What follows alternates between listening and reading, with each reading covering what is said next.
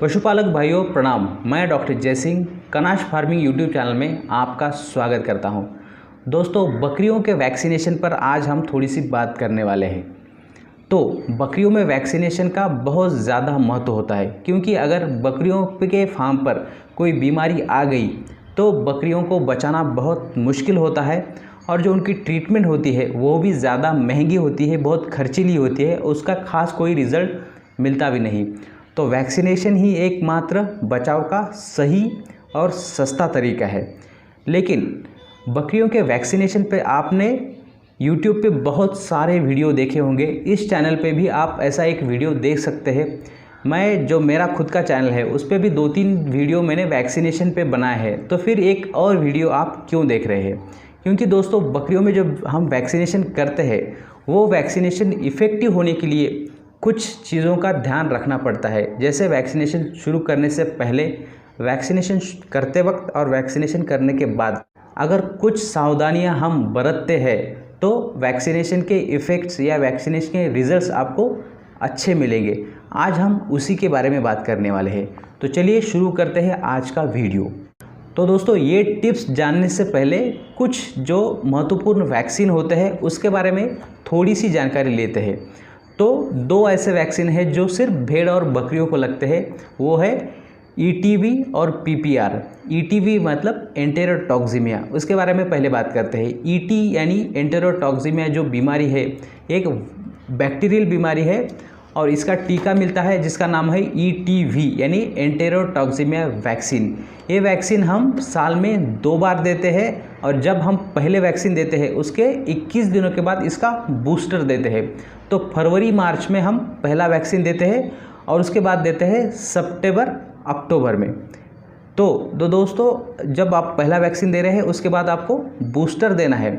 तो और जब मेमनों को ये कब देना है, मेमनों को देने से पहले एक समझ लीजिए, अगर वो बकरी जिन्होंने उन मेमनों को जन्म दिया है जब वो गाभिन थी, अगर उस वक्त उसको ET का टीका दिया है तो फिर मेमनों को आप 2 महीने के बाद वैक्सीन दे सकते हैं। पर अगर वो बकरी गाभिन थी और उसको ET का टीका नहीं दिया गया है, ऐसे जो मेमने होते हैं उनको पहले हफ्ते में आपको टीका देना है। अब यहाँ बात याद रखिए, जब आप मार्केट से गाभिन बकरी लाते हैं तो आपको उसका वैक्सीन रिकॉर्ड या तो ओनर से आप ले लीजिए। अगर आपको उसका वैक्सीन रिकॉर्ड आपको पता नहीं है तो फिर आप पहले हफ्ते में मेमनों को वैक्सीन दे दीजिए, क्योंकि ET बीमारी ऐसी है, कुछ लक्षण दिखने से पहले ही आपके बकरियां, आपके मेमने मर जाते हैं। ये ET बीमारी एक ऐसी बीमारी है, अगर आपके फार्म में इसकी एंट्री हो गई और आपके फार्म पे ET का टीका या वैक्सीन नहीं लगा तो फिर आपके फार्म पे एक भी बकरी, एक भी मेमना ज़िंदा नहीं रहेगा। इतना डेंजर रोग होता है, इसलिए आपको समय पर इसका टीकाकरण करना बहुत ज़रूरी है। हर साल टीका करना है, साल में 2 बार करना है और 21 दिनों के बाद बूस्टर देना है। अब बात करते हैं PPR वैक्सीन की। दोस्तों, PPR वैक्सीन आपको 3 साल में 1 बार देना पड़ता है। जब मेमने 4 महीने के हो जाए तो पहली बार उसको टीका आपको देना है। जनरली हम ये टीका फरवरी मार्च में देते हैं, लेकिन ऐसा कोई ज़रूरी नहीं। जब भी मेमनों का एक बैच पैदा होता है तो आप एक काम कीजिए, वो 4 महीने के बाद उनको पहला टीका दीजिए और उसका रिकॉर्ड रख दीजिए कि आपने इनको टीका कब दिया था। फिर अगले 3 सालों के बाद आपको ये टीका रिपीट करना है। बीच में आपको टीका देने की वैसे कोई ख़ास ज़रूरत नहीं होती। अब बात करते हैं FMD, HS और BQ। दोस्तों, इन 3 बीमारियों का कंबाइंड टीका मिलता है, मतलब 3 टीके आप एक ही बॉटल में आपको मिल जाएंगे। तो जनरली आपको ये टीके कब देने पड़ते हैं? बिफोर मानसून, यानी बारिश शुरू होने से पहले आपको ये टीके देने पड़ते हैं, यानी मई के महीने में आपको ये टीके देने हैं। इसके अलावा आप गोट पॉक्स का वैक्सीनेशन भी कर सकते हैं। गोट पॉक्स का वैक्सीनेशन आपको पहली बार जब मेमने 3-4 महीने के हो जाए उसके बाद आपको ये वैक्सीन करना है। अब ये वैक्सीन कब करना है? जनवरी या फरवरी में आप ये वैक्सीन कर सकते हैं। तो दोस्तों, आप ये जितने जो वैक्सीन है, आप एक बात याद रखिए कि जनवरी से लेके मई में आपको ये टीके देने हैं। लेकिन आपको एक बात याद रखनी चाहिए या आपको ये ध्यान रखना है कि 2 टीकों में 21 दिन का डिफरेंस होना चाहिए, अंतर होना चाहिए। यानी आपने आज एक टीका दिया, उसके बाद तुरंत आप दूसरा टीका नहीं दे सकते, कम से कम 21 दिन आपको रुकना पड़ेगा, वरना कोई भी वैक्सीन की इम्यूनिटी ठीक से डेवलप नहीं होगी।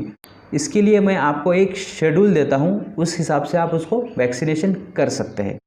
तो शुरुआत आपको करनी है जनवरी से। आप पहला टीका दीजिए गोट पॉक्स का। जनवरी में आपने गोट पॉक्स दिया, फरवरी में आप दे सकते हैं ईटीवी। तो ईटीवी आपने फरवरी में दिया, उसका बूस्टर आ जाएगा मार्च में। उसके बाद आपको देना है अप्रैल में पीपीआर, और आखिरी में मई में आपको देना है एफएमडी, एचएस और बीक्यू। अब हमें जो साल में 2 बार टीके देने हैं, तो ऐसे कौन से टीके हैं? 2 है, एक है ईटीवी और दूसरा है एफएमडी। एफएमडी का याद रखिए, जब आप पहला टीका देते हैं तो कंबाइंड टीका देना है, एचएस, बीक्यू और एफएमडी का कंबाइंड टीका देना है। और जो आप अक्टूबर में देने वाले हैं वहाँ सिर्फ आपको प्लेन एफएमडी देना है, वहाँ एचएस, बीक्यू रिपीट करने की कोई ज़रूरत नहीं है। यानी सितंबर में आपको ईटीवी का जो सेकंड डोज है वो देना है, और अक्टूबर में आप एफएमडी का टीका लगा सकते हैं। तो ये तो हो गए वैक्सीनेशन के बारे में। इसके अलावा आप टीटेनस का यानी धनुर्वात का इंजेक्शन भी दे सकते हैं। जब भी बकरियों को कोई ज़ख्म हो जाए तो टीटी का इंजेक्शन आप दे सकते हैं, वरना अगर कोई ज़ख्म नहीं है तो टीटी का इंजेक्शन वैसे देने की या टीटी का वैक्सीन देने की कोई ज़रूरत नहीं होती। खास करके जब आपके बकरियों को लोहे यानी आयरन से कुछ लगा है तो ऐसे वक्त में टीटी का वैक्सीन देना ज़रूरी है। इसके अलावा अगर आपकी बकरियों को कोई ज़ख्म नहीं है तो टीटी का वैक्सीन देने की कोई ज़रूरत नहीं होती। तो दोस्तों ये तो हो गए रोग। अब ये वैक्सीन देने से पहले, वैक्सीन देते वक्त और वैक्सीन देने के बाद आपको क्या क्या प्रिकॉशंस लेने हैं, ताकि आपको आपके जो ये टीके दे रहे हैं उससे बकरियों को ज़्यादा फ़ायदा हो, उसकी इम्यूनिटी अच्छी डेवलप हो। तो चलिए इसके बारे में जानते हैं। तो सबसे पहले बात करेंगे रिकॉर्ड कीपिंग की। दोस्तों जो भी वैक्सीन आप देते हैं, जब भी बकरियों को देते हैं, तो हर चीज़ का रिकॉर्ड होना ज़रूरी है। क्योंकि याद रखिए, आपको यहाँ बूस्टर देना है, साल में 2 बार देना है, पीपीआर वैक्सीन आप 3 साल में 1 बार दे रहे हैं। तो ये सब आप खुद याद नहीं रख पाओगे जब तक आप कहीं लिख के नहीं रखते। तो हर बकरी के रिकॉर्ड होना ज़रूरी है कि उसको कब दिया था, उसके मेमनों को कब दिया था, बूस्टर कब दिया था, पीपीआर कब दिया था, हर चीज़ का रिकॉर्ड होना चाहिए। तभी आप इसके बारे में अगली बार जब आप वैक्सीन देते हैं तो आपको पहले रिकॉर्ड से चेक कर सकते हैं कि इसको वैक्सीन कब दिया था और अब इसका बूस्टर कब है, इसका नेक्स्ट डोज कब है। तो हर चीज़ के लिए रिकॉर्ड कीपिंग बहुत ज़रूरी है। तो सबसे इम्पॉर्टेंट बात है, पहली बात है रिकॉर्ड कीपिंग अच्छी होनी चाहिए। दूसरी बात होती है, जब भी आप वैक्सीन देते हैं तो उससे पहले डीवर्मिंग करना बहुत ज़रूरी है। डीवर्मिंग कब करना है? कम से कम 20 से 22 दिन पहले, यानी आपको दिसंबर में उसको डीवर्मिंग करनी पड़ेगी। जब आप जनवरी से शुरू करते हैं तो दिसंबर में आपको उसका डीवर्मिंग करना है। तो दिसंबर में कब करते हैं? तो 1 से लेकर 10 तारीख तक आपको उनकी डीवर्मिंग करनी है। और जब आप डीवर्मिंग करते हैं तो इमीडिएटली आपको उसको लीवर टॉनिक शुरू करना है। तो लीवर टॉनिक आप जनवरी, कम से कम 15 दिन तो आपको लीवर टॉनिक देना चाहिए। तो आप समझो 1 दिसंबर को उसको डीवर्मिंग करते हैं, उससे आप 1 जनवरी तक उसको कंटिन्यूअस लीवर टॉनिक रखिए। उसका फ़ायदा अच्छा होगा, बकरियों की ग्रोथ भी अच्छी होगी, उनका पाचन भी अच्छा होगा, और इम्यूनिटी जो डेवलप होती है वैक्सीन की वजह से, उसके लिए भी लीवर टॉनिक बहुत हेल्प करता है। तो लीवर टॉनिक और डीवर्मिंग वैक्सीनेशन से पहले देना ज़रूरी है। दोस्तों अगर आपके फार्म की बकरी कोई बीमार है तो उसको वैक्सीनेशन ना करें, क्योंकि अगर बकरी बीमार है तो उसको वैक्सीन देने का कोई फ़ायदा नहीं, क्योंकि उससे उसकी इम्यूनिटी डेवलप नहीं होगी, वैक्सीन फेलियर हो जाएगा। इसके अलावा जब भी आप वैक्सीनेट करते हैं तो या तो बहुत सुबह यानी 6-7 बजे वैक्सीनेट करें, या फिर शाम को 6 बजे से बाद उसको वैक्सीनेट करें। तो हो सकता है कि आपको डॉक्टर उस टाइम पे अवेलेबल ना हो, तो इसलिए बेटर यही रहेगा कि गोट में वैक्सीनेशन करना आप खुद सीखें। इससे क्या फ़ायदा होगा, आप जब चाहो तब वैक्सीनेशन दे सकते हैं, पर किसी भी कंडीशन में धूप के वक्त वैक्सीनेशन नहीं देना चाहिए। अगर धूप के वक्त आप वैक्सीन देते हैं तो वैक्सीन फेल्योर के चांसेस मैक्सिमम होते हैं। इसलिए या तो सुबह या तो शाम को वैक्सीन दीजिए। हो सके तो खुद वैक्सीन देना सीखिए, ताकि आप उसको ठीक से वैक्सीनेट कर सकते हो। दोस्तों जब भी आप वैक्सीनेशन करते हैं तो हर बकरी के लिए अलग सिरिंज और अलग नीडल का होना बहुत ज़रूरी है। एटलीस्ट अलग नीडल तो होना बहुत ज़रूरी है। चाहे तो आप सिरिंज एक रख सकते हैं, लेकिन अगर आपके पास 100 बकरियां हैं तो 100 बकरियों के लिए ज़्यादा से ज़्यादा 2 रुपये में एक सिरिंज आती है। तो जितना हो सके हर बकरी के लिए अलग सिरिंज नीडल हो तो बहुत अच्छा। इसके अलावा जब भी आप वैक्सीनेशन शुरू करते हैं तो वैक्सीन की जो बॉटल होती है वो आइस पैक में रखना है, उसको बर्फ़ में रखना है। जब आप वैक्सीनेशन शुरू करते हैं तो उसको बॉटल के लेके बाहर नहीं जाना है। जब भी आप वैक्सीन वहाँ से निकालोगे तो वैक्सीन निकालना है और वो बॉटल सिर्फ बाद में आइस पैक में ही रखनी है। बॉटल ठंडी होनी चाहिए, उसको गर्म अगर होती है तो फिर वैक्सीन किसी काम का नहीं होता, वो वैक्सीन फिर वैक्सीन ही नहीं रहता, सिर्फ पानी हो जाता है। इसलिए आपको किसी भी कंडीशन में वो बॉटल बर्फ़ से बाहर नहीं निकालनी है। और दूसरी बात, अगर आप वैक्सीन एक बार खोलते हैं तो वैक्सीन खोलने के बाद विदिन 1 डे और ज़्यादा से ज़्यादा आप 2 दिन में उसको ख़त्म करना है। आप उससे ज़्यादा वैक्सीन स्टोर नहीं कर सकते, वरना वो किसी काम का नहीं होता। तो जनरली क्या होता है कि जो वैक्सीन होता है वो 50 से लेकर 100 डोज एक बॉटल में होते हैं। तो अगर आपके 50 बकरियां हैं तो फिर तो कोई प्रॉब्लम नहीं, लेकिन अगर आपका फार्म छोटा है और आप 20-25 बकरियां आपके पास है तो आप एक काम कर सकते हैं, अपने 2-3 जो बकरी पालक दोस्त है जिनका फार्म छोटा है आपके जैसा, तो कंबाइन करके आप मिलके एक बॉटल ला सकते हैं, या फिर डॉक्टर को बोल सकते हैं कि हमारे पास इतनी बकरियाँ हैं, आप उस हिसाब से वैक्सीन लाइए, ताकि वैक्सीन ज़्यादा वेस्ट नहीं होगा।